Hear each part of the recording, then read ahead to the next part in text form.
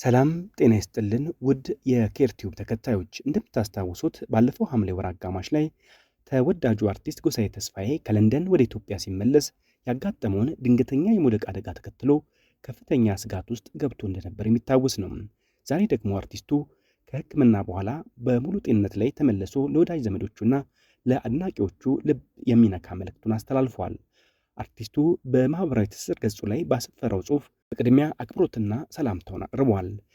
በዕለተ ሰኞ ሐምሌ 13 2018 ዓ.ም ከለንደን ወደ ሀገሩ ሲመለስ ያጋጠመውን አደጋ በማስታወስ ብዙዎቻችሁ ወዳጆቼ፣ አክባሪዎቼ ድንጋጤ ውስጥ ከቷችሁ እንደነበር የሚታወስ ነው ሲል ምን ያህል እንደተጨነቃችሁልኝ ያየሁበት አጋጣሚም ነው ብሏል።